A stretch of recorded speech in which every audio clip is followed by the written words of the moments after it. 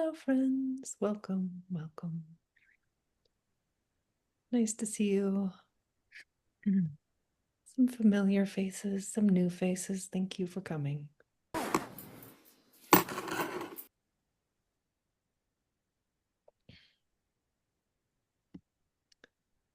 We'll just wait a minute for folks to arrive.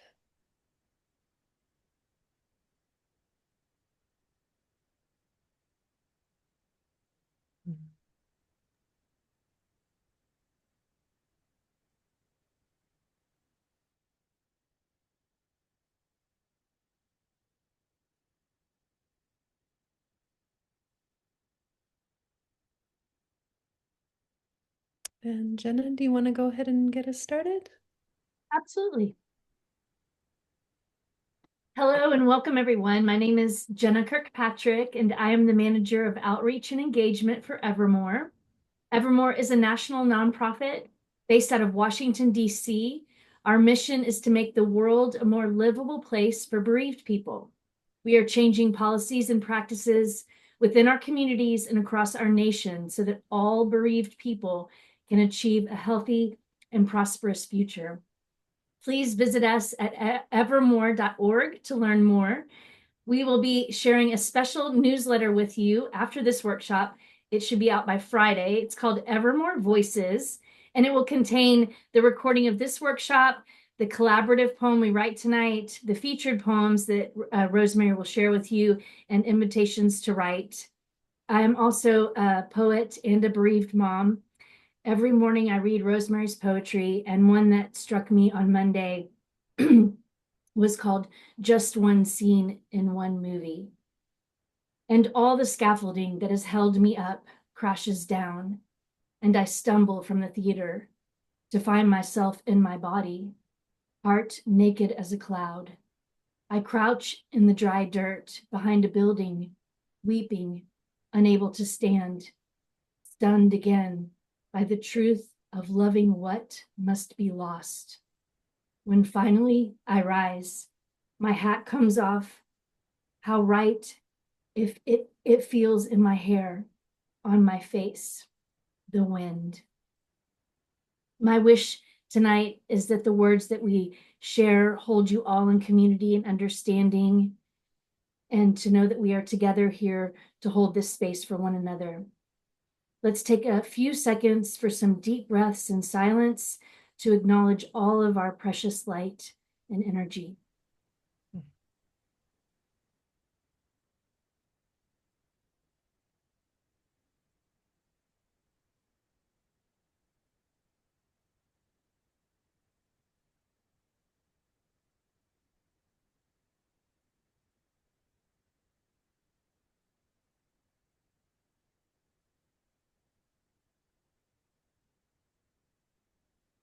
Please join me in offering a very warm welcome to our gracious friend and Evermore Poet Laureate, Rosemerry Wahtola Trommer.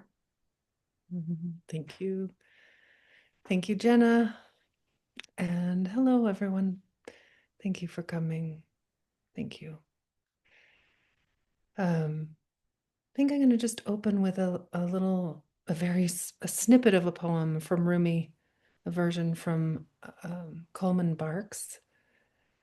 And it's a poem that brought me a lot of, I don't know, I suppose hope, but well, I'll leave it at that.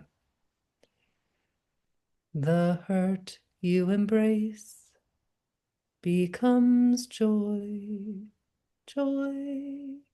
Call it to your arms where it can change. The hurt you embrace becomes joy, joy. Call it to your arms where it can change. The hurt you embrace becomes joy. Call it to your arms where it can change. That that seems like a very big ask, and I don't know if I always agree with it. And sometimes I wonder, who am I to argue with Rumi? But I do know the wisdom of turning toward what is most difficult to turn toward the hurt, which is a little bit of what we are doing together tonight, is together turning toward something difficult, turning toward grief. And I want to first of all say a little bit about what we'll do tonight. I'll talk for a little bit about writing as a process. We'll read a poem and we'll talk about it, and then I'll offer you some writing invitations, and then you'll have some time to write. And then we'll come back and we'll talk about process, and we'll do it all again. We'll read another poem, we'll talk about it. I'll offer some ideas. You'll have some time to write.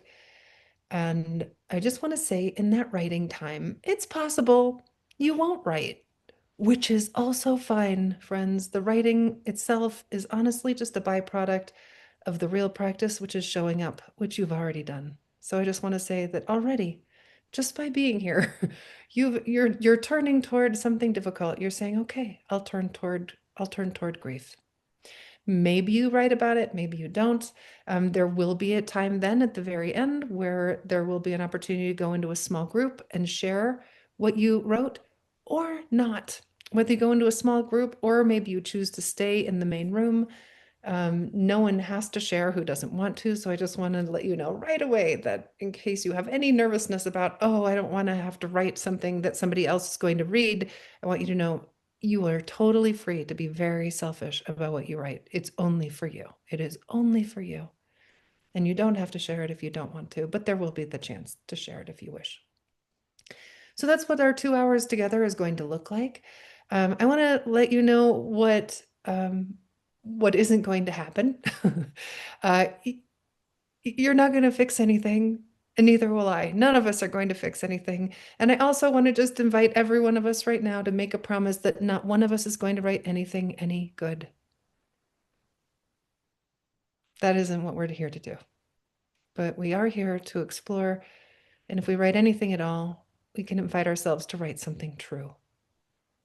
What is the next true thing? And let yourself be led by that curiosity. What is here? What's here now? I know that for me, I have had a daily writing practice for almost 20 years. But after the death of my son, which is almost exactly 4 years ago now, it changed something profoundly about my writing practice. And I've found that although writing did not fix anything, what it did help me do was it helped me to show up and meet the loss. Um, it helped me to be very curious about what was true and to question what I know is true. Writing has helped me to be able to experience very opposite feelings at the same time. And I'm guessing that if you are in a state of loss right now too, you know what I mean, that you can at the same time be full of gratefulness and full of despair. That you can at the very same time feel like life is so beautiful and everything is so difficult. And how is it that these two things are possible at the same time? And poems love paradox and have been a beautiful portal for me to walk through to explore how it is that we can meet very different feelings at the same time. And the other thing that a writing practice has helped me to do is to just be still. I don't know about you, but sometimes I let myself get really profoundly busy. And in that busyness, I don't have to feel. It's hard to process when you're busy. So part of a writing practice is just this invitation to be still and wonder what's here, which is why I say you don't have to write anything at all if you just let yourself be still and be curious. I also want to promise you that whatever you do tonight, you can only do it right. You can only do it right, whether you write or not, whatever you write, you're going to be doing it right. If it's a poem, if it's not a poem, if the word poem scares you, for heaven's sakes, then don't call it a poem, just call it writing. Um, and I want to honor too um, that the other thing about when we write is it's a chance to see how different grief can be from moment to moment, and also how different it is for each of us. So just noticing how complex, how nuanced, how different and changing grief can be. And kind of on that note, one of the most profound practices I had for myself when I started writing through, um, again, I didn't write at all for the first 7 weeks after Finn died, but when I did begin to write again, often I would just start with this little sentence stem, today grief is. And I ended up writing poems that were all um, I had no idea where they were going. And I'd just begin, today grief is, and I'd fill it in with any word like a window. Today grief is a door. Today grief is a friend. I thought I'd share one with you. And then we're going to create a Today Grief Is poem together. So this one is called How the Healing Comes. And although you don't hear the phrase today grief is, it was earthworm was what I filled it in with. Healing comes less like a falcon with mighty wings and more like an earthworm that slowly, slowly moves beneath it all, tightening up, then stretching out, tightening up and stretching out, a simple two-part rhythm. Some days that is all a body can do. Contract, expand, contract, expand. In the meantime, through this artless act, what is dense becomes porous. In the meantime, what is stuck and clotted gets moved around. What is dead passes through, is processed by the grit inside. There are tunnels now in the soil of me, thin channels of recovery, a blessed loosening, a gradual renewal. It's unhurried, but I feel it, the air, the rain, the life coming in.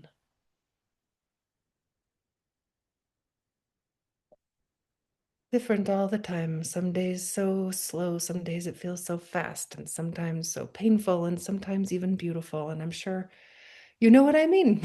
So let's go ahead and create. If you've been in one of these with me before, I welcome you back. And if you haven't, don't worry, you can only do this right. I'm going to invite everyone to put into the chat bar to fill in this blank. Today, grief is, and fill it in maybe with an adjective. Today, grief is lonely. Today, grief is scary. Today, grief is calm. But it could also be with a noun and making a metaphor, right? Today, grief is an earthworm. Today, grief is a friend. Today, grief is. And I'll just read this poem and we'll create it together. Today, grief is surprising. It's looming and tolerable. Today, grief is alive. It's relief. It's numbing. It's hovering and unbelievable. Today, grief is anticipation. It's quiet. Today, grief is in a locked room. It's challenging. It's a shadow. It's isolating and somehow fulfillment. It is an opportunity to grow. Today, grief is trustable. It's lamenting again.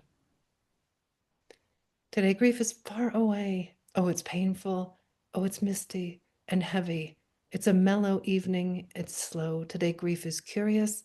It's hope. It's selling your car.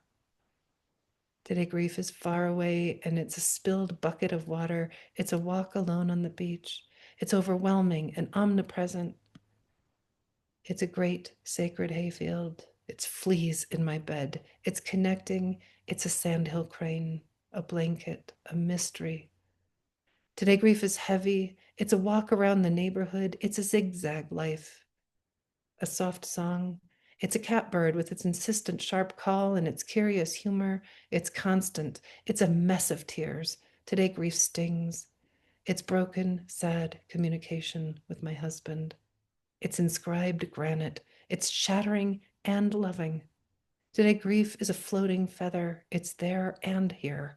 It's a goldfinch uncaged and set free, a willingness to sit with a dear friend and hold and honor her and her love and her tears and her pain. Today, grief is stuck. It's a gossamer shawl. It's an invitation. It's draining. It's meditative. It's a mother's closeness. It's questioning everything. It's airborne and always there. It's heartbroken and joy. Today, grief is thawing. its heat rising, shimmering from the sidewalk.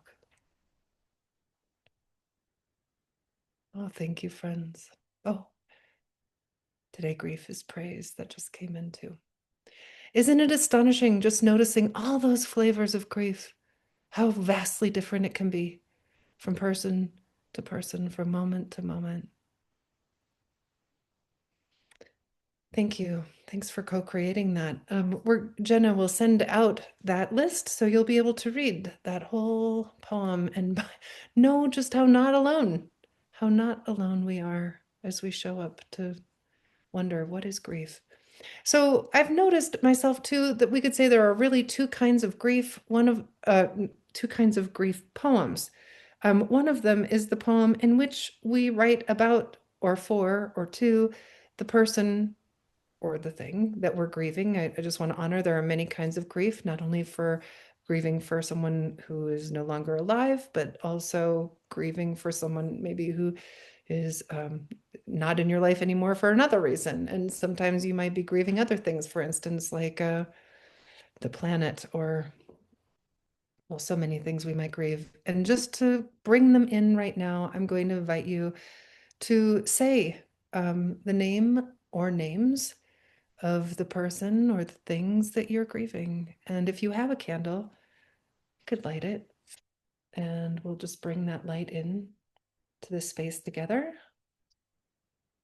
And I'll say, Finn, Dad.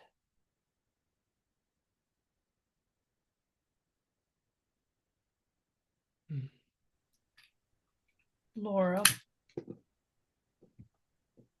Oh, that's actually a really nice idea. Go ahead, and it's going to be really loud and unruly for a moment, but what if everybody just unmutes and say the names of the people who you're grieving out loud? It'll be a little bit of a chaos, and then we'll all mute again. But in this moment, just everybody unmute and say the names of who it is that you're grieving. Judy, David, Mary, Michael, Mom, Rebecca, David, Anna, Gemma, Linda, Graham, Please, Kathy, Maria, Kenneth, and Catherine, Sudatha, Lily, Sarah, Vicky, Teresa, Evan, Elderlies. Billy. Thank you, friends. And now I'm going to ask you to go ahead and mute yourselves again, please. Thank you. My friend Wendy said, when my son died, she said to me, he has given you his love light to carry. And that has been so helpful for me. And I give those words to you too. So you can think of your person who is not with you or the thing not with you and wonder how have they given you their love light to carry.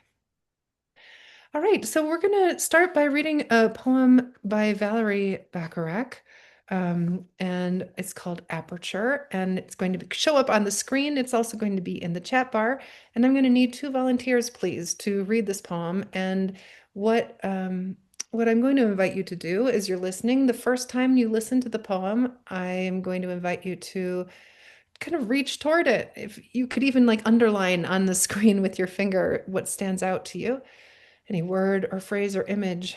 The second time we listen to the poem, I'm going to invite you to just close your eyes and lean back and let the poem do all of the work. Let the poem reach toward you and maybe notice what's going on in you as you listen.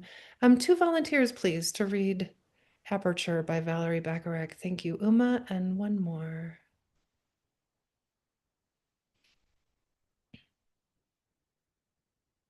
Thank you, Claire. All right. Uma, go ahead. Thank you. Thank you for the invitation, Rosemerry. Aperture by Valerie Bacharach. The sun not yet visible. Barbara's photo on my phone. She and I hold our first books. In March, she will be dead 4 years. Future tense for a past event. I read that the Earth's magnetic North Pole is shifting, Canada to Siberia, as if my body drifts toward the cold land of my ancestors, as if I'm not unsteady enough, as if Barbara's photo unleashes grief's insistent music. We liked to shop for shoes, red ones. When cancer returned with its rapacious mouth, she shaved her head, left one wide swath of hair, worn in a warrior's top knot, the aperture of her life narrowing.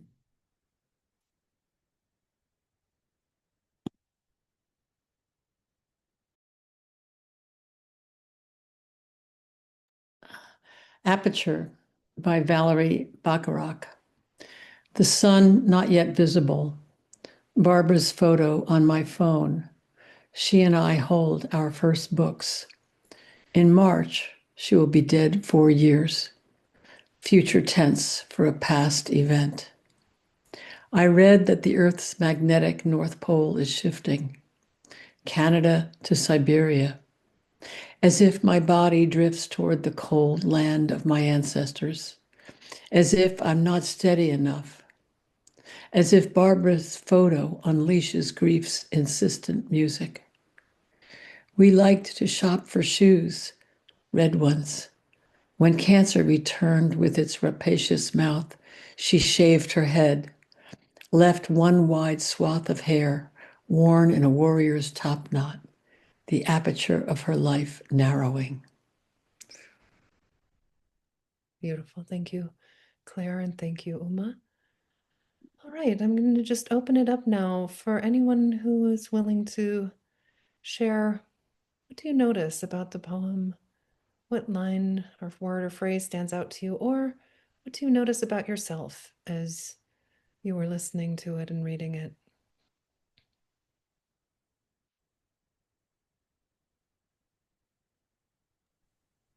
I'm not going to be able to see you raise your hand if you're doing it just in your screen. So in order for me to be able to call on you, I'll need you to use the reactions bar, which is on the bottom of your screen. It has a little heart and it says react. And if you look there, you'll see where to hold up your hand. And Catherine, thank you for jumping in. Yeah, thank you. I find the phrase grief's insistent music very compelling. It's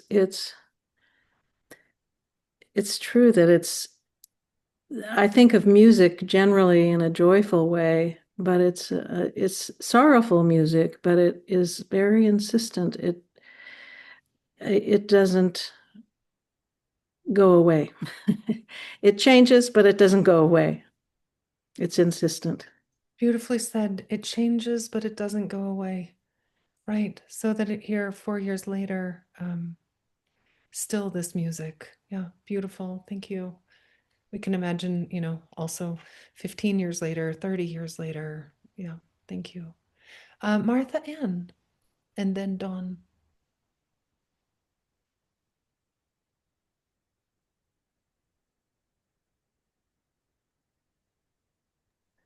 Thank you. Something about that phrase, its wide mouth opening and narrowing her life. It was like the two totally different feelings of that energy. And that's so much how I'm feeling. My husband just died in March, and so I'm still very much into the mess of tears. But something about that seems insistent in my days these days. Yeah, beautiful, beautiful. Yes, just how insistent it is, that sense, that embodied sense, the wide mouth opening, like you say, beautiful. Thank you. Dawn, and then Tara. I was struck by the phrase future tense for past event. And I think it came to me because I am grieving anticipatorily. Is that the right way to say that? Yeah. A future event. And so it's a future tense future event for me. But that really jumped out at me for that reason. Right. This is so interesting. I like how you bring this in. Just first of all, this interesting idea about time, right? And how we grieve what is it that we're grieving, and how is it possible, and is it possible, and I think we know it is, to grieve something that hasn't even happened yet, is what I'm hearing you say. And yet I constantly say to myself, don't suffer future pain. It'll come when it comes. So you don't have to go there yet. Yeah, yeah. Don, I think about this a lot, and I often wonder about how I'm going to speak for myself in this moment. I just notice how when I do that, there is something real in this moment that I am grieving, not the thing that I'm thinking about, but there's something beneath it that I'm grieving, right? The way that something was, or yeah. So there is a real grief in it, even though a real present grief.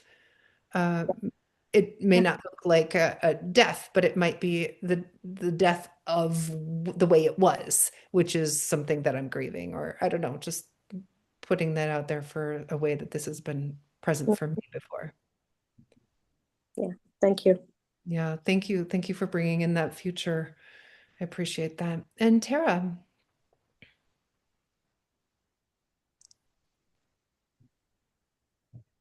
There's much in this poem that is vying for my attention. And the one that really struck out that I'd like to speak to is Earth's magnetic north is shifting. And right now I'm in the 15 years of my son's death. Today was his last day. Tomorrow will be the day. And it's not the date, it's the day. And since then, my North Pole orientation is just really out of whack. And there's a mixed blessing in that. On one hand, I'm okay with having a reoriented uh, pole, magnetic pole and attraction, because I think that shift has been really healthy and helpful for me. wow, so interesting to notice that as unsettling as it is to be disoriented this way, and to have the earth itself be unsteady, and to have life be unsteady, to see that there's been this gift in it. Yeah, thank you so much, Tara. Thank you for sharing that. Linda, and this will be our last comment before we do some writing. You're on mute, sweet friend. I appreciated how the writer gave this essence of Barbara in so few words. And I liked Barbara immediately, and I could imagine how much she would be grieved, someone who shaves her head and puts her hair in a top knot to deal with her cancer. A red shoe shopper. She just entered my heart. Beautiful. Thank you for bringing that in. And it is these specific details, I think, sometimes that are the doorway for us back into the lives and into that relationship with that person. Just remember, yes, this is the person who loved red shoes. This is the person who wore her hair in a ponytail, and for our beloveds, this is the person who would moonwalk backwards through the room, or this is the person who, would eat peanut butter with a spoon, or whatever it was, right? Whatever it was. And it is those specific details that let us touch them again in a way, and help other people to know them too. Like you say, Linda, right? I kind of love Barbara too, just from reading this poem. So I'm going to just offer now some ideas for some writing that you could do, although there are going to be some invitations that I'm offering you. I also want to let you know that if you don't like them, for heaven's sakes, don't do them. Just do whatever has real energy and juice for you. But I'm going to offer a couple of ideas, and we'll have about 15 minutes to write. And Jenna and Keisha, by the way, I want to have a big thank you to Jenna from Evermore, and a big thank you to Evermore, who's our host for this program. And I also really want to thank Keisha, who is from Teaching for Change, who is helping us with tech. Thanks to both of you so much. If you could please put up the writing invitations for this poem.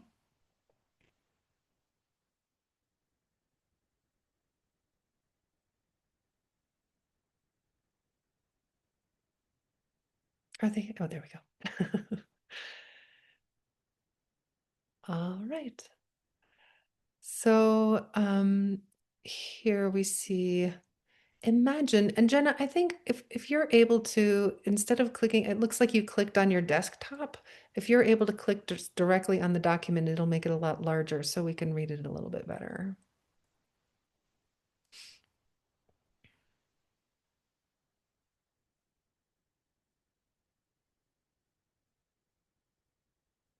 There we go. So imagine you can alter the aperture of any given moment. If you make it larger, you can let in more light. And that's going to allow you to create a shallow depth of field and focus just on the subject and blur the background. Just focusing on those details, like Linda Lou was just saying. With a smaller aperture, you can keep both the foreground and the background in focus, and that larger aperture creates a brighter image. A smaller aperture creates a darker image. So just keeping that in mind, and then choosing any moment you had with the person who you're grieving, and wonder how your perception of it might change if you change the aperture. So really, like, imagine that moment as a photograph, and you get to create that photograph however you want. What if you blur the background and focus only on the person? Or what if you allow yourself to see more than what you first would focus on? So there's one idea. Or think of a person who's no longer present and write a poem about looking at a photograph of this person, a real photograph. What feelings does it bring up in you? What memories? You could introduce a fact or a quote you read recently, like about the North Pole shifting. I love the way that becomes a metaphor for how we're shifting. How might this information braid with or inform the poem that you're writing? Consider alternating between full sentences and partial sentences. That's just a little game I like to play with myself. Like, what did this poet do? Oh, look how she had full sentences and partial sentences. I'll try that too. And the last one is something else someone else brought up. What is grief's insistent music? What does that sound like? What instruments or non-instruments play it, and who can hear it? So there's some ideas. We're going to write for 15 minutes. I will give you a 1-minute warning and let you know when we're about to come back. Once again, I just want to promise you that whatever you do, you can only do it right, whether you write a word or not. We'll see you back at 48 after the hour.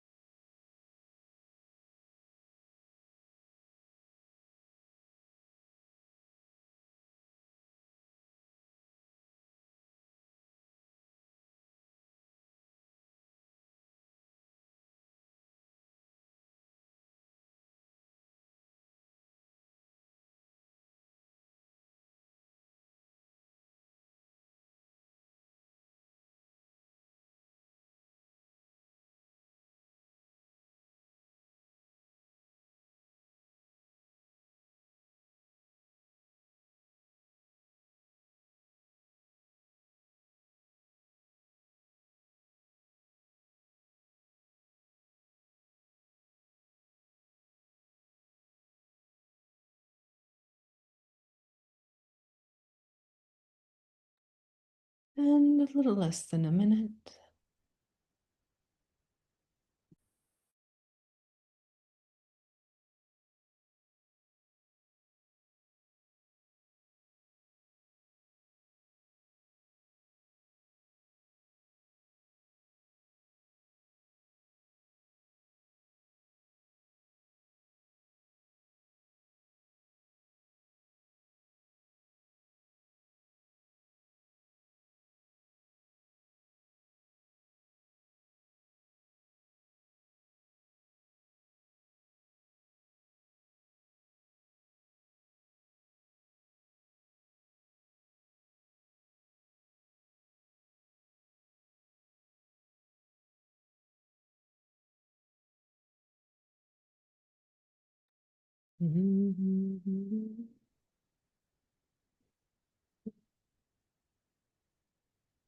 Welcome back.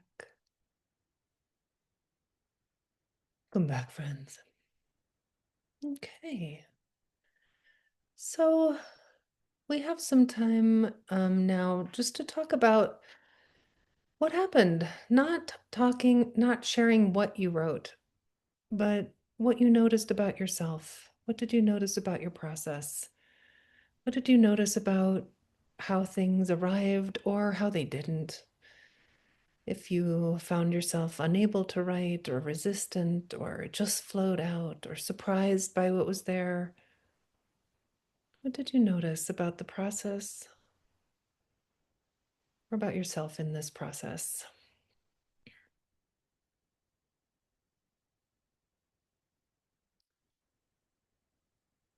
Joanne, thank you for jumping in. Oh, let's see. Joanne in a blue shirt and a pink top, and then Joanne Snyder right after that. I think we had Joanne's, double Joanne's in another one. Thank you. I was able to look at a photo that I made as my screenshot, my whatever you call it, that wallpaper on your phone. Um, and knew in my heart that that was the photo that was going to be on my phone, but I never took the time to understand why that photo. And so I thank you for that. It was beautiful to like come back to me. It was my relation, like it captured everything, our relationship and why that's my photo because I changed it. It was a different photo before. Wow, isn't that beautiful? So that you had that intuition, but then the writing process, what I hear you say is that the writing process itself helped you to explore what is in this Yeah. for me, and how does this open this image for me? And even maybe your understanding of, what that moment was about in that photo. Yeah. Yeah, beautiful. Thank Thank you. you. Thanks, Joanne. Wow, that's gorgeous. I mean, I wonder if we did that with, there'd be any number of photos that we could do that with the ones that we keep close, but also just another interesting take on that would be which photos did you not choose and why? What would that have to say? We'll have Joanne Snyder and then Caroline. Hi, Joanne. Hi, Rosemary. Lovely to see you. I had a very interesting experience in writing this poem. Last Sunday night, I was in a meditation group and I asked a question in the meditation group. Um, I never thought an answer would come. Anyway, I won't go into all the details, but then on Monday evening, a very vivid image came to me. And it didn't feel like grief, but it felt like a softening, maybe, of certain things. And that's what I wrote the poem about. And I don't even think, well, it could have been deep, I have a hunch it was likely deep, older grief because my mom's been, well, gosh, she's been dead for 20 years now. And I wonder if it wasn't about her, but that's pure intuition. And it's not painful or crying stuff, but it just is kind of like, oh, yeah, there's a little bit left there. And I think there always is when you lose a parent. I mean, well, you never finish with grief, it just becomes different. Yeah. So that was my process, but I've never had that kind of process before. Well, and what I hear you saying, and what's so interesting to me is that Mhm. you really didn't know like, oh, this is what's coming up, and you let that be what showed up, right? You're like, okay, like Mhm. on for the ride. You're like, my podcast is called Emerging Form, and I feel like this is what you were doing, Yes. is you were just following the emerging form. But Mhm. another thing, just listening to you talk about it, Joanne, I'm struck by how beautifully you use these words. Well, I wonder. I wonder, Mhm. is this what was happening? Wonder. And just that little phrase, just the way you say it, and just letting ourselves not necessarily know the answer, but noticing how I wonder becomes this invitation Mhm. just to engage with what's Yeah. here. Yeah, beautiful. Thank you, And Joanne. I think I'm not super young, but I'm not super old. But I realize I've been a wonderer all my life, but not everybody honors wonderers, especially in the workforce sometimes. Yeah. Poetry It's does. like a different learning style, is one way to put it. But I just kept wondering, and the payoffs were bigger than the less. I just learned, well, some people just aren't wonders. So there you go. I'm glad I am. And it Or not reminds, yet. yeah, Yeah. it reminds me of that line from one of your recent poems. Our true home is wonder. But I think of it as wonder is our true home. But I think it means the same, doesn't it? Same thing. Same. Yeah. But I often think that is, that's a wonderful landing place or home. Anyway, thank you, Thank you, Joanne. Rosemary. Yeah. I will have Caroline, and then I think it's Deo. I'm not sure if I said it right. Forgive me. Caroline. Hello, thank you so much for being here and everybody in the group today. Joanne just helped me to clarify what I wanted to tell you in a better or express it in a better way.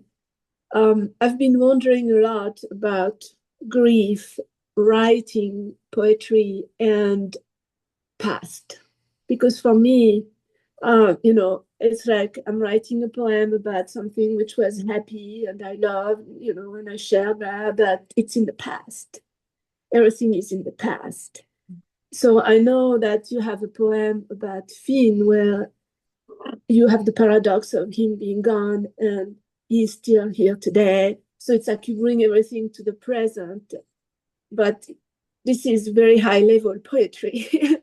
So could you please help me and everybody else to try to not bring everything to the past, because it feels like it's such a critical mass of past that we cannot be here, or here is just tainted by the past and Right. there is nothing else.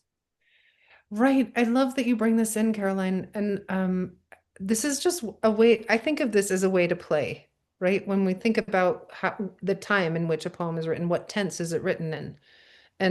And two ideas about this. One is just to notice if you're writing in the past tense, I was I was happy, he was here. Um, what if you just change the tense in your writing itself? And you could do this with anything you've already written. Go back and look at it and see what happens to that writing when you make it a present tense, just as a way to play.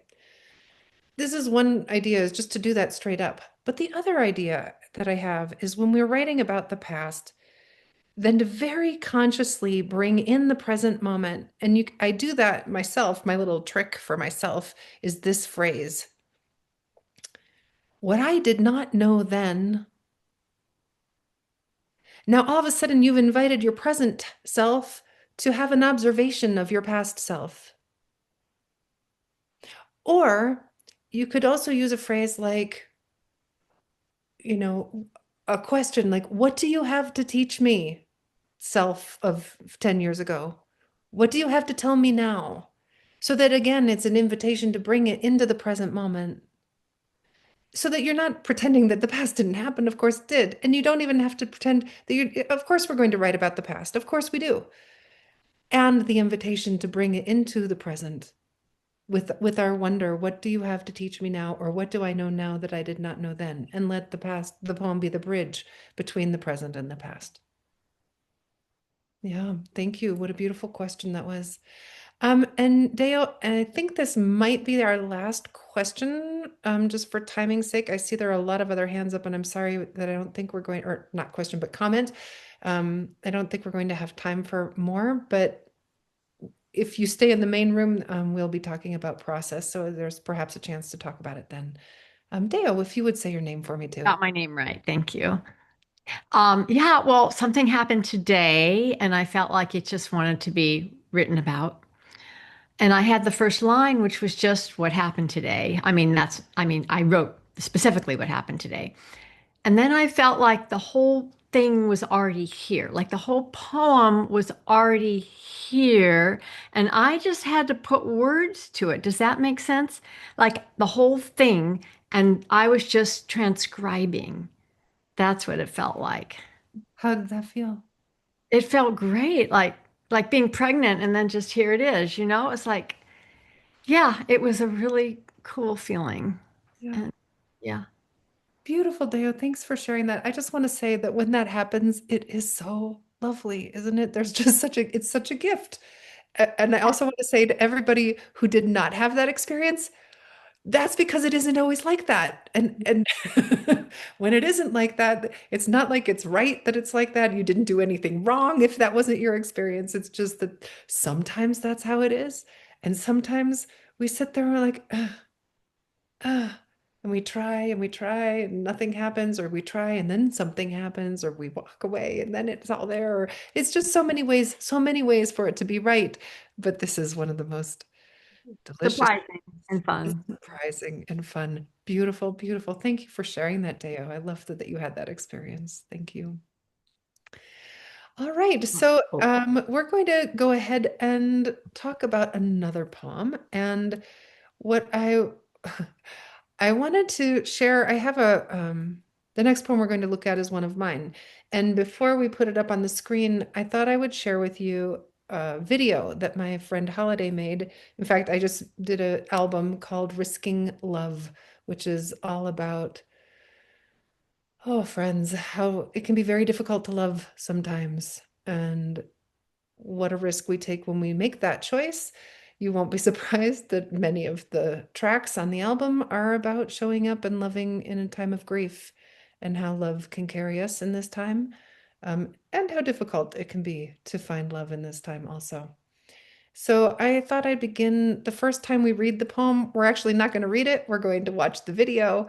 Then we'll put the poem up on the screen and we'll have one more person read the poem and we'll have a conversation about it. So I'm going to go ahead and share my screen and invite you all to just sit back and watch.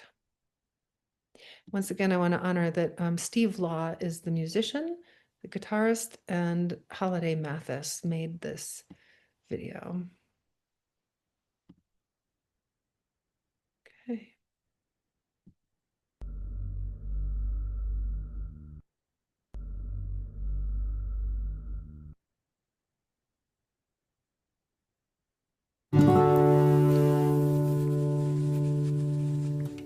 Still here.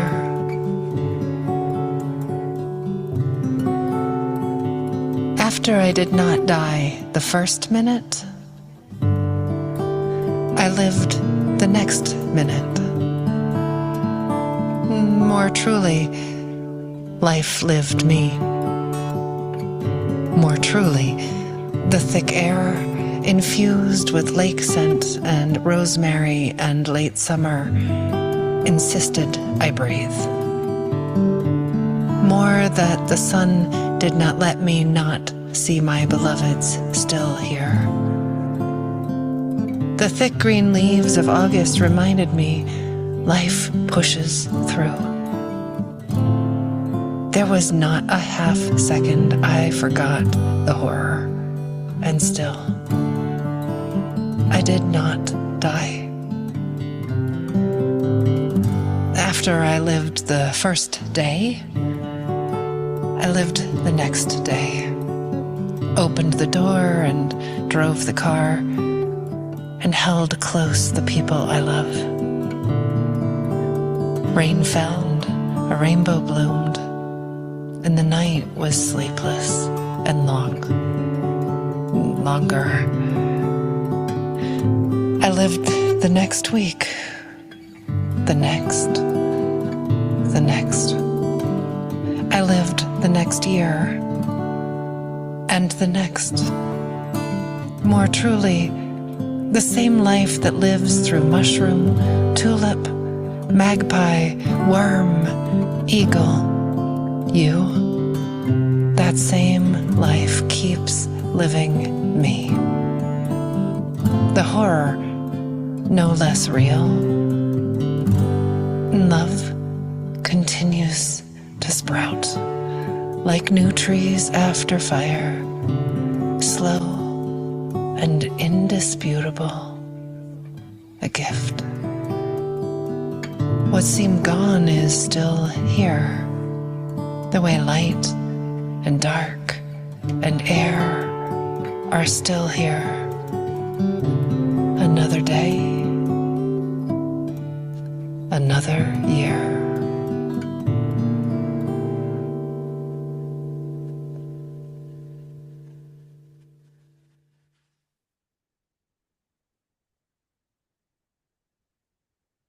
Okay. I'm going to go ahead and ask if Keisha and Jenna would go ahead and put the poem up on the screen. And oh, look at all those hearts coming through. Thank you, friends. That's so sweet. And in the chat bar, you'll also see, friends, the poem is here. So one other person, please volunteer to read Still Here.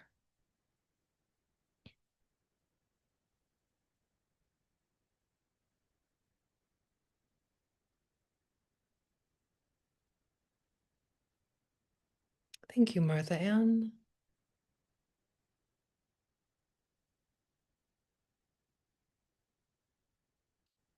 Are you, there you go. Okay.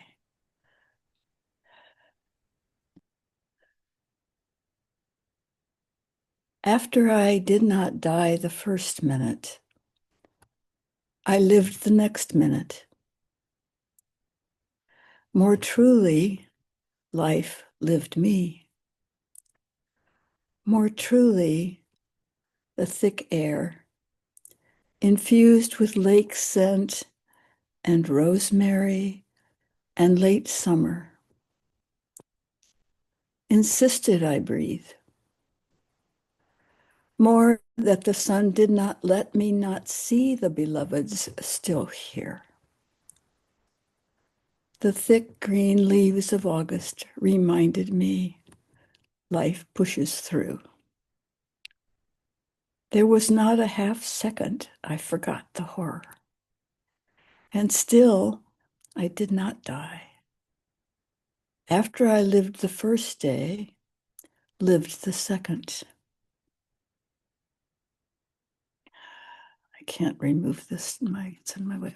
Opened the door and drove the car and held close the people I love. Rain fell and a rainbow bloomed, and the night was sleepless and long and longer. I lived the next week, the next, the next. I lived the next year and the next. More truly, the same life that lives through mushroom, tulip, magpie, worm, eagle, gnat. That same life keeps living me, the horror no less real. And love continues to sprout, like new trees after fire, slow and indisputable, all gift. What seemed gone is still here. The way light and dark and air are still here. Another day, another year. Thank you, Martha Ann. You read that so beautifully. Thank you. I'm aware that it is maybe a little intimidating to read someone else's poem while they're listening. So Oh, I'm really honored that you did, and it was a gift to me. thank you. Thank you. So again, an invitation to notice what stands out for you about this poem, or what did you feel yourself? What stood out about you and your own response to it as you were listening or reading along? Joanne. What I loved in that on this poem, more truly, life lived me, because it often goes that way. Yeah. Yeah. Thank you for Oh, pointing to that, Joanne. lovely. And I'm guessing I'm not alone in this, especially in those first days, weeks, months of grief, that sense of I can't, like you just can't anything. You don't feel like you can anything. Um, and in those moments, I was so aware that I was being lived, because it was I certainly didn't have the ability or energy myself. Thank you for pointing to that. Stacy. One more. Oh, Oh, sorry. I know we have limited time, but I wanted to say to Carolyn, that is a marvelous parrot. Did you see the parrot on Carolyn's shoulder? I he was just, anyway, a thank very eccentric elderly friend of mine who was a very good poet. She's been dead for a long time. Always, I mean, it was like a stereotype, typical poet. She always had this big parrot like Carolyn's, and it always traveled with her everywhere. So when I was always scared of the parrot, but the parrot loved Bessie, so that's all that counted. Thank you. I thank don't you. know where Carolyn went, but I anyway. said she's still here. Stacy, and then Mary Kay. I love the poem. The whole thing spoke to me. But I love all the beautiful lines, but unfortunately what speaks to me is the line, "There was not a half second I forgot the horror." And it just seems like in my own writing, sometimes I really try to write about the beautiful things I see in nature, all the beautiful, awe-inspiring things, but it kind of feels like right now in my grief, still like all the pain shows up. And I don't really want to focus on that. I would love to spread more like joy and lightness, but it seems like when my words flow out, there's still like a lot of pain. Yeah, right. Right. Thank you, Stacy, for speaking to that. And noticing then how a poem equally holds both, right? That the poem is open to receiving the beauty and the horror. Um, in fact, it wants it, right? The poem is really eager for us to notice just how wide the spectrum can be. Thank you for bringing that in. Thank you. Mary Kay, and then Todd. I really loved the poem. It is so real. It is both the lived experience of grief. It's astounding, and it really depicts a pathway of what it's like each moment. And you're still, the horror is still there, but you recognize life, the paradox, as you said. It's wonderful. Thank you. Thank you, Mary Kay. Yeah, and how that just continues, how that's how it is the minute after, and it's still how it is 4 years after. And yeah, thank you. And Todd.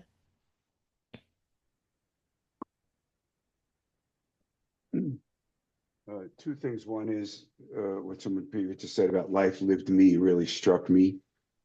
And then moving forward, the same idea, the same life that lives through mushroom, like I had a pause. The mushroom in the earth growing, it never would occur to me to use that imagery of a mushroom, a tulip, magpie, worm, eagle, gnat. Just very powerful and simple at the same time. You know, if you think about the life that lives, more truly the same life that lives through, I wouldn't think of nature in that way.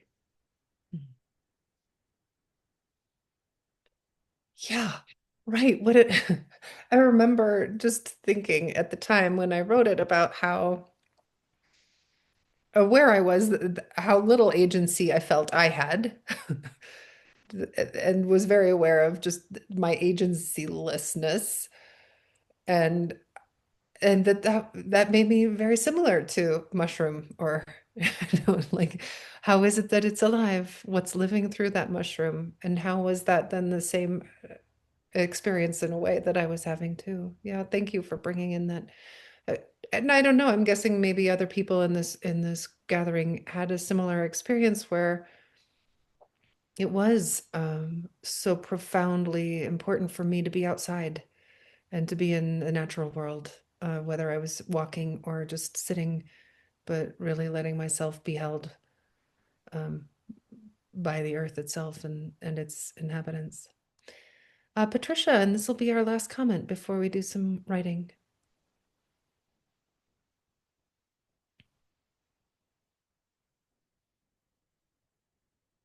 Oops, you're still on mute, sweet friend. Is it okay now? Yep. Okay. Because I have a message here. This highlighted your video. I don't know what to so just go later, I guess. Okay. Yeah, that same thing struck me about well, I did not die the first minute. That was very powerful because when we learn of a death, it's like the whole world stops. You're in a state of just a shock of floating unrealness. And that, we live the next minute and then we lived a minute more, but that life lived us. There's something somehow carrying us. And I still did not die. That really hit me hard because we almost feel like we die inside already in that moment and wonder, how do we go on? But somehow there's a force, an energy, life living us, as you wrote it so beautifully. Somehow there's a force that often still keeps us here. So that was really, really something that spoke to me. Thank you. Yeah. Thank you, Patricia. Thank you for that. I'm going to respond to that. And as I do, I hope that Jenna and Keisha will go ahead and put the writing invitations up on the screen. I do think that this idea of that first moment when we hear, and yes, just like you say so beautifully, it's as if the world stops. And I think as much as we do still live and life does still live through us, I want to honor too that part of us does die. Some part of us does die with that person who died. And yeah. And some part of us is still lived. So some invitations. One of them, very apropos of what we were just saying, is to use my first line after I did not die the first minute and see what comes next. Or what is growing in you even now as you grieve? And if you can't imagine anything is growing in you, because I know that sometimes that's how it feels, then perhaps just wonder, there's that word again, wonder what it might be like someday when something does begin to grow out of grief. Okay, we're going to take 15 minutes, so we'll come back, friends, at what is that? Help me. 32 after the hour. Again, you can only do it right, friends, whatever you do.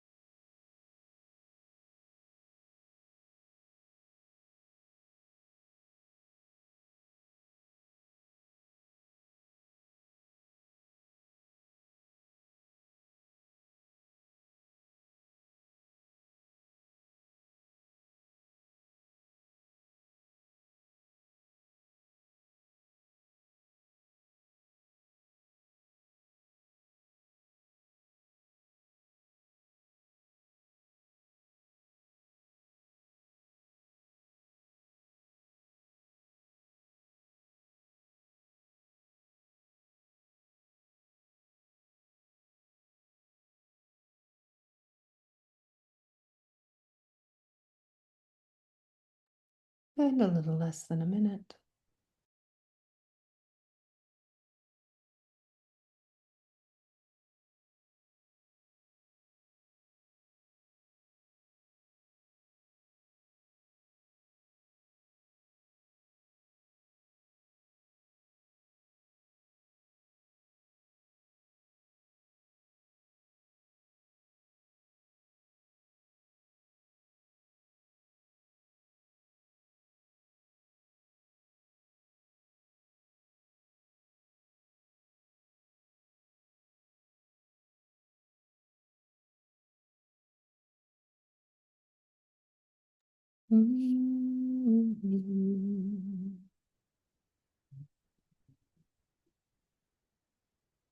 Welcome back, friends. Welcome back. All right, so what's going to happen next is we're going to have a chance to go into small groups or not. What Keisha will be doing is she will send an invitation for you to go to a small group. You have to accept that invitation, and then you'll be in the small group of 2 or maybe 3 people. And in that small group, if you choose to go to one, each person will have 5 minutes. And this is what's going to happen in those small groups. There will be perhaps one person who's speaking and 2 people who are listening. And if you are speaking, then you have 4 choices. You can either share something that you wrote tonight. You could share just a part of what you wrote tonight, the part that feels safe enough to share. You could talk about your process, or you could choose to say, you know what, I just came to listen. And then the other person or people are going to have more time. If you are a listener, that's your job to listen. I very seldom tell you what to do, but I have a very strong, well, rule that we will not be critiquing each other. There is absolutely no suggesting to someone else, oh, I think you should do this. No. And the other thing that I'm going to ask you not to do is not to praise. However, it could be that the person who has the 5 minutes just talks the whole time. Maybe they read their poem twice. Maybe they just talk about their process and you offer them your attention, which is one of the most beautiful gifts we have to offer anyone else. But if there is time, then I'm going to invite you to ask them a question. And I have some very specific kinds of questions that I'm going to ask you. These are questions designed not to improve their writing, no, but to help them be curious about their own writing and their own process. And Keisha, if you would go ahead and put those in the chat bar, thank you so much. Here they are. So ideas for questions would be things like this. What surprised you about your writing or about your process? Were you ever stuck? What did you do then? What part of your writing feels the most true for you? What part was the most difficult to write? Where else do you think this might want to go? What did you notice about yourself as you were reading the poem? What questions do you have for your own writing or process? Or you could take a line, imagine you could have underlined one of their lines, and you could say, hey, that line, that image, tell me about that. Notice how all of these are questions that help the person to think about their own process. It's not you giving them anything but an invitation to steep in their own wonder about their process. And you're there to witness them and to give them that space as a listener. So the other thing I'm going to ask you to do, I'm just going to point out, you could end up in a room all by yourself. Don't worry. Keisha's going to make sure that you find another person who's going to come into your room and you'll be together. So you will not be alone, but it might take her just a few minutes. So don't worry if you find yourself in a room alone, it won't stay that way. Keisha will make sure that you find another person that you can be sharing with. If Jenna is going to come in, she's going to tell you when it's time to change after 5 minutes. And that's going to be for groups of 3. So if you're in a group of 2 and you hear her come in, she's going to say 5 minutes, you know that you're going to have about 2 more minutes for the person who's sharing to be sharing, and then you're going to switch. And if you stay in the main group, what we'll do is we'll talk about process, just like we did earlier tonight. It'll be a chance to ask questions or to talk more about your own process experience, but not sharing what you wrote. And for everyone, whether you're going to go into a main room or stay into it or go into a small group, I'm going to ask all of you right there in your own home to repeat these words after me. Are you willing to listen with the ears of your heart to the other voices of yourself speaking? And with that attentiveness to each other, that beautiful promise to yourself, I'm going to go ahead and invite you to move into, if you get an invitation to go in a small room and that's what you want to do, this is the time to do it.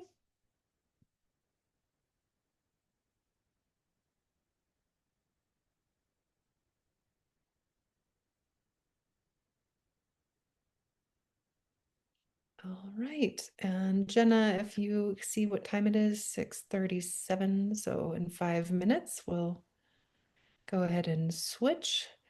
For those of you who are still in the main room, I'm assuming you want to be, and I'm glad you're here.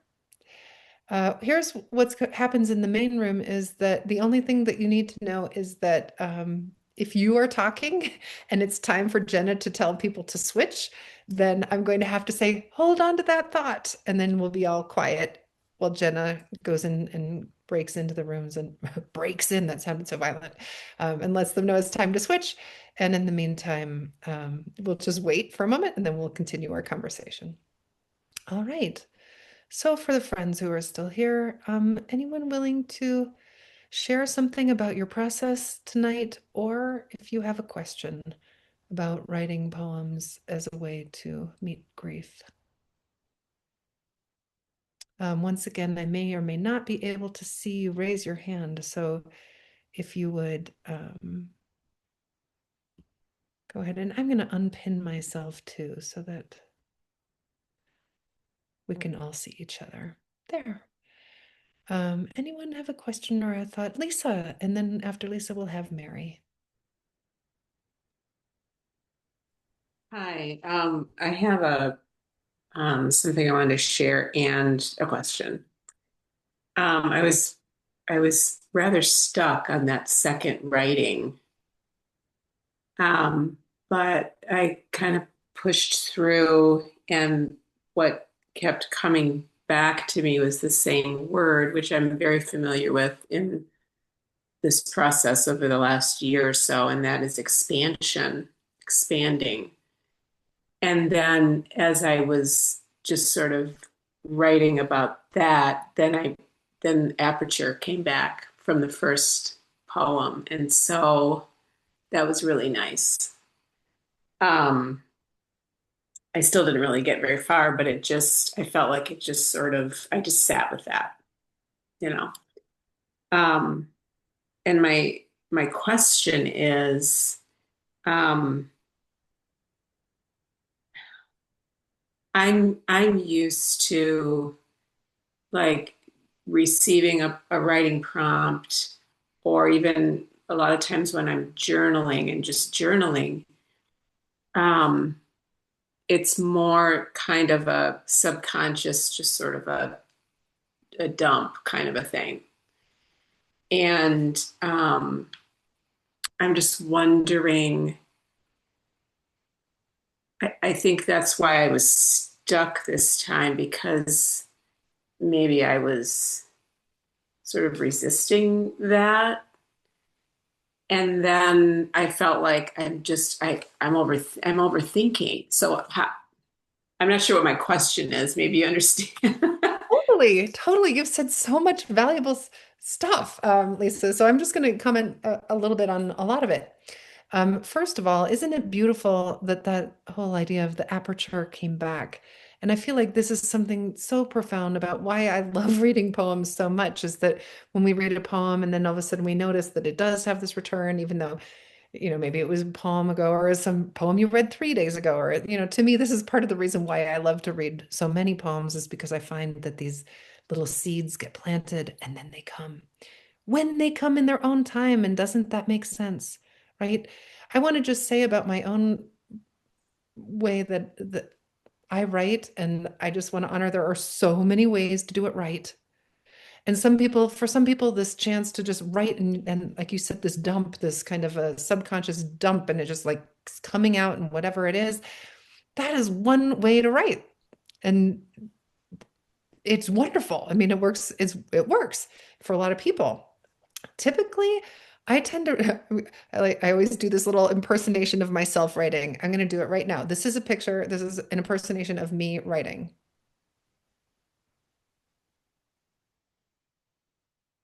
It doesn't look like writing, does it? It looks like me sitting there.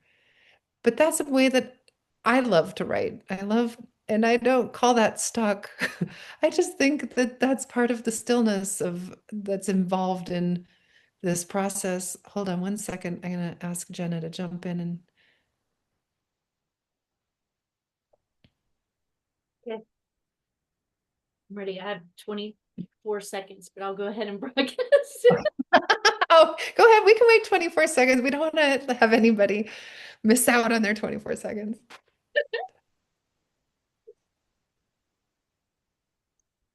Hi, friends. It's time to change speakers now. Thank you so much. Thank you, Jenna.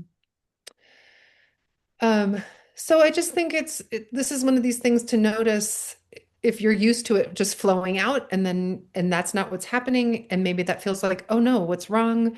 And I would just suggest maybe there's nothing wrong at all. It's just another way to show up with writing. And I love this reflection that you had, Lisa, of, oh, am I putting too much pressure on it? And there is nothing to just like shut the whole thing down like pressure, right? Which is why I find myself finding all kinds of ways to release that pressure. It sounds like you just noticing it is one, right? Oh, look, I've put all this pressure on myself. And the moment that that happens, just even just inviting the body to relax, oh, just relax. It helps me to know that I don't have to write anything good. That little promise to myself helps me so much. The promise I make myself every time I sit down to write, it doesn't have to be good. It just has to be true. And when I let myself do that, oh, just write the next true thing, sweetheart. That takes so much pressure off. Trying to write something good will always gunk up the works, right? You can you can have your standards back later, but in that moment, just letting whatever feels true show up.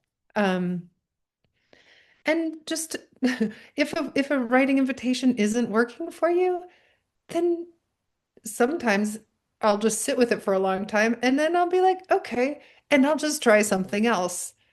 My beautiful friend Kit would say, when the dough is not rising in the bowl, are you gonna keep kneading it or are you gonna start over? Right? At some point you start over. And there's nothing wrong with that. Thank you for your service, I say to those words that I already tried and walk away from and try something else. Yeah. I think that the worry that we've done something wrong is also a way that we end up putting pressure on ourselves. Like it's supposed to be different than this. It's supposed to just flow, or it's supposed to be like, well, what if it isn't like that? Then it's just like this time. Yeah, thank you so much, Lisa. That was so valuable, all the things you said. Mary, how about you? Hi. I just wanted to share a little bit about my process tonight. Wow. Um, my grief is very fresh and very new, and I knew when I signed up for it, it might be too much too soon. Actually, a dear friend gifted it to me, and I just trusted that if I couldn't be here, I'd get the recording, and that would be wonderful. And it felt right in every cell of my body to be here tonight with people that get it, that whether it's been 17 days, which it has for me, or 17 years, which I know are more for other people, that there is something about allowing ourselves to be in community and connection that there's just no words for of how healing that is. And so I just have learned to trust my intuition, my knowing, my body, my spirit. And I'm just so grateful. And your words that you don't have to write a thing. And I knew I could just sit here if I needed to. And I have written a couple words, and that felt true. So I'm just really grateful for the space and that I was able to just be here. And I'm so grateful to everyone here. Thank you. Thank you. Thank you, Mary. Yes. And as you meet this very fresh grief, I just open my heart to yours.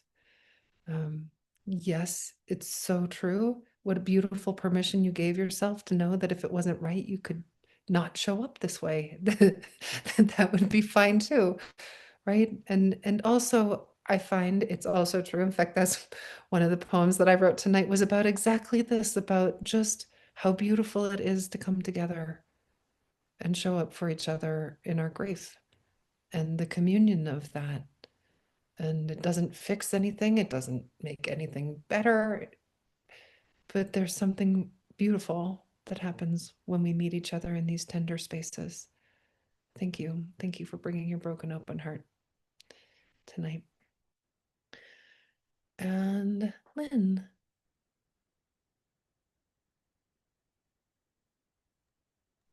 Hello. I'm here for the first time myself, and my grief is still pretty fresh. I've been getting a lot from listening, which I have done for a few years now, to James Finley on Turning to the Mystics. And he was recently doing a more contemporary mystic, Gabriel and Marcel. And he was trying to help people understand awareness. He talked about primary awareness, which is problem solving. So the car doesn't work, the roof leaks, I have to get food for dinner. Lynn, I'm just going to pause you for a moment, and Jenna is going to break in and to the other group. Lynn, sorry. Hi, friends. It's time to change speakers. Thank you so much. Thanks, Jenna. Okay, Lynn, go ahead. And so that's primary awareness. Secondary awareness is the awareness of being aware that primary awareness is not an adequate way to live life. And the secondary awareness is in the realm of mystery. We talk about love and what does it mean to be human and all these things, which means I'm inextricably linked to that. I can't separate me from the plumbing problem. And so I realized in my grief that my tendency has been to figure things out in life, and that I'm trying to solve a problem when I'm really living with a mystery. So that's been a huge help for me. And the process that happened when you provided the prompts, it was really beautiful. It spanned time, but more or less it spanned things I had read, things I had heard, light I had seen come in a window, other sensory. It spanned it all and picked them up like loose stitches in a raveled whole in weaving, and brought them all together in a way that didn't recover it to its original place, but to gather it together to begin a mending process. Oh, what a beautiful metaphor, Lynn. Gathering those stitches. And isn't it it is beautiful the way you talk. I've never heard of this before, but this idea of the second awareness and how it is what links us to mystery. I mean, and of course, meeting grief is such a mystery, And the difference between steeping ourselves in the mystery and trying to fix it as if it's a problem is such a profound difference.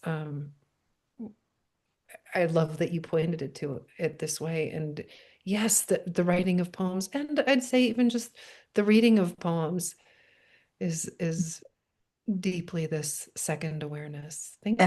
Absolutely. Yes, it's been very helpful tonight and everything that brought me to this night. Thank you. Beautiful. Thank you, Lynn. We have a few more minutes. Anybody else want to share something that came up for you tonight? Or if you have a question?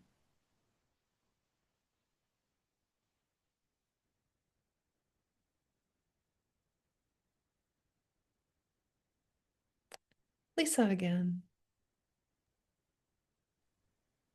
I just wanted to add something to what Lynn said. I'm reminded what she was talking about. I'm reminded of something that Mirabai Starr often says, and that is grief is not a problem to be solved, but a landscape to inhabit.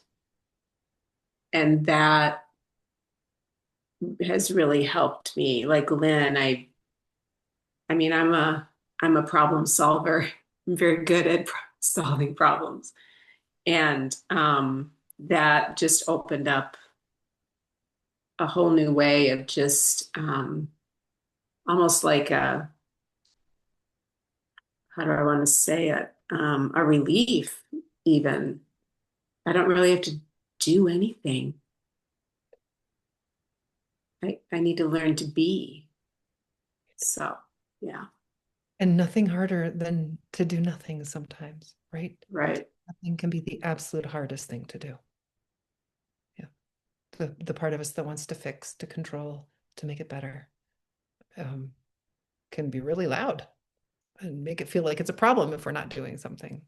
Yeah. Yeah. Beautiful. Thank you, Lisa, for bringing in that grief as a landscape instead of a problem. Anyone else?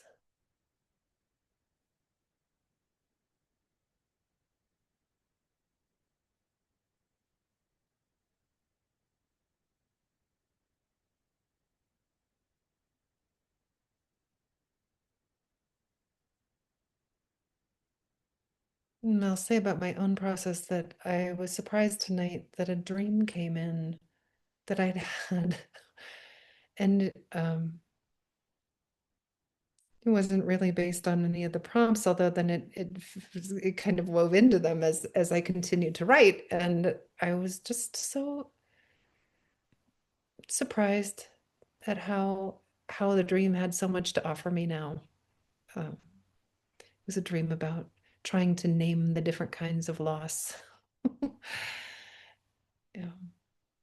It's interesting how the dream life can often really lend itself to poetry because it offers us so many images that we may not understand. And then the poem, not that the poem helps us understand them per se, but it does, I think, allow us to meet them and see what they have to offer us. Lisa. Hi, thank you. I just wanted to say that when you showed us you writing and you just went, you know, I just, I, that's what I do. And I've been in writing groups and I've never seen anyone else do it. And I've always felt a bit odd because I'm sitting in a circle and I'm, so thank you for that. Thank you so much for that. I don't feel so alone now. So many ways to do it right, Lisa. It's so different every time. And I think that I think we get these ideas that there are certain things that there's a right way to do it. And the more I can remind myself that, sometimes it's like this, but sometimes it's like this. And it just helps me so much to remember, so many ways to do it right. And this time, right now, it's like this. Not a problem. It's just what it is right now. All right. I think we have everyone back. Is that true? Are we all back together? Wonderful. Hey, friends. Okay, well, we don't have much time together, but we do have some, 5 minutes still. And I'd like to, at this point, invite people to create for yourself what my friend Augusta calls a pearl, which is to say, what is something that you are taking away from our time together tonight? It could be a line from a poem, or it might be an experience that you had, or something someone said. What are you taking away? And I'd love it if you would share them in the chat bar, or if anyone's willing to raise their hand and share your pearl with the whole group. And in this way, everyone gets to be the beneficiary of what you are taking away. Eliza, thanks for jumping in. My pearl is the line, life pushes through. And the other pearl is, and love continues to sprout like new trees after rain, slow and indisputable, all gift. Thank you, Eliza. Thanks for bringing those lines back. Todd and then Martha Ann. I don't know how to say it. Hopefully, it comes out respectfully. Grief is normal. It's part of life. Grief, as hard as it is. As hard as it is normal and part of life. Thank you, Todd. Martha Ann and then Stacy. Just be still. That's my pearl. Thank you, Martha Ann. Just be still. Stacy and then Carolyn. Thank you. I want to continue to think about what is growing in my grief.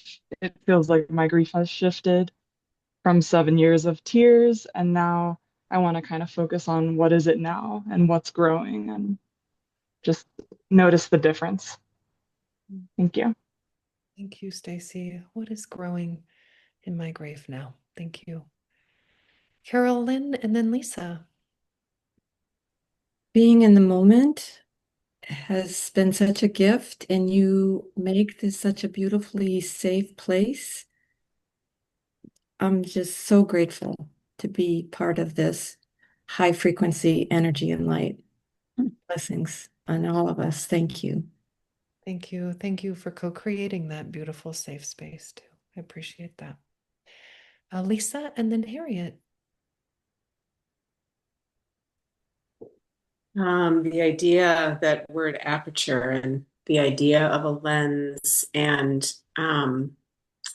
what my daughter, who passed 9 years ago, I wrote that she has given me a wide, kind of like that panoramic view. And when I wrote that, I was immediately taken back to, I mean, she had big, beautiful blue eyes. And when she, literally moments after she was born, those eyes were like this. She was taking in the world. So that pearl is that aperture, and it's through her eyes. Beautiful. Thank you. Beautiful. Changing the lens, seeing through her eyes. Thank you. Harriet, then Mary, those will be the last two. Just being in your presence, the inspiration that you offer to me as I travel this incredibly heartbreaking journey of grief, losing my husband and many other family members. You, Rosemerry, are inspiring me to expose my heart and to do it on paper, which I've never done before. So you are truly a gift in my life. Thank you. Thank you. Thank you, Harriet.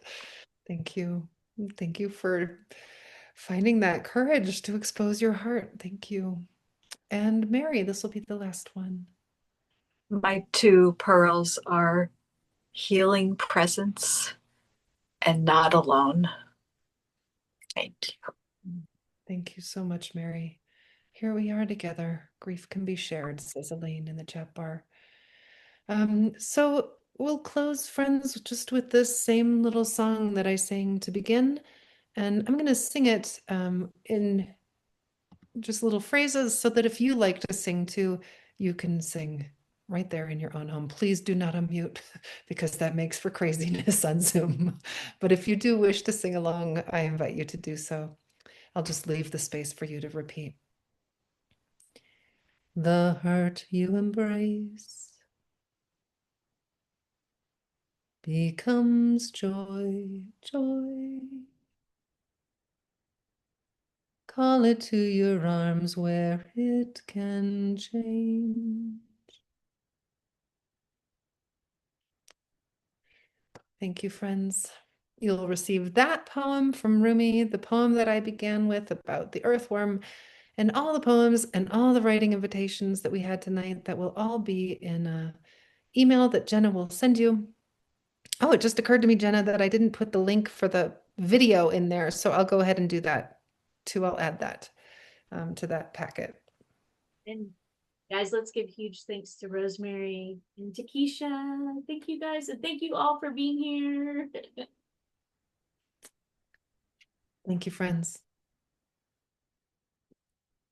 And if you want to, now you can unmute and say goodbye. Goodbye, everyone. Goodbye, everyone. Bye. Rosemary, Goodbye. Bye, everybody. Thank Bye. you. Thank You. you to be Thank with us you. all. Thank Thank you. you. Thank you. Thank you, Love Tribe.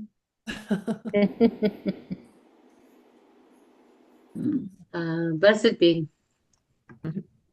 Blessings to all. Peace. Peace.